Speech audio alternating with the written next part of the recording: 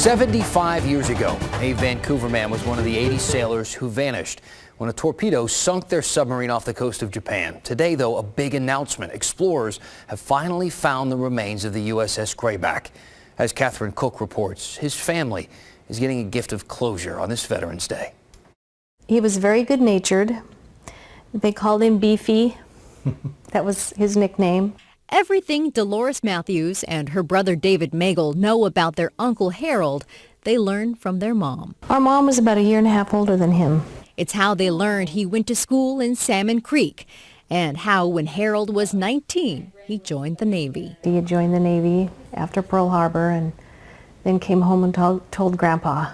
And I don't think Grandpa was very happy. But what happened to Leslie Harold Leaf after that? We just knew that he was lost at sea and didn't know what happened. Is a story no relative could ever pass down. I don't like that thought of what actually happened when they were underwater and their sub got bombed, and that was my uncle. Harold was aboard the USS Grayback, one of 52 submarines lost during World War II.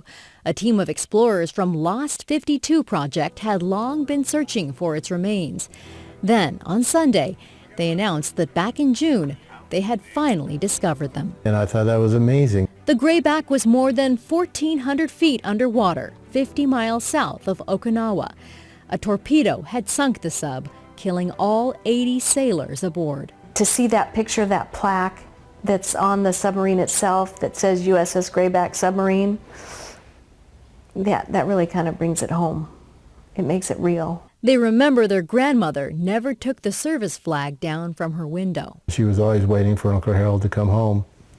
And of course, when we didn't, at that point, they didn't really know what had happened. So there was always that little bit of a thought that maybe one of these days he would come walking down the driveway. Harold would be 97 today. A lot of people like my uncle that gave their life, gave all they had. And while David and Dolores could never meet their uncle, he gave his life for our country and our freedom. So that's a good thing they found it. They can finally say goodbye.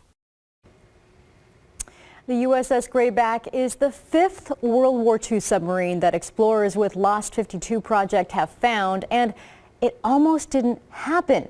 After several technical problems, the crew was ready to give up, and then on the last quarter of the last line of data the team reviewed, the Grayback rolled across the monitor. Wow. They were that close to just leaving that area, and who knows if they would have ever gone back to search that spot again. I know you worked on this story today. Yeah. That story just gives me chills. That so many people like Harold lost at sea, and that he's back with his family, with his memory today on Veterans Day, and really brings home their sacrifice, doesn't it? And we salute all of them. Thanks, Yes, we do. Thank you, Catherine.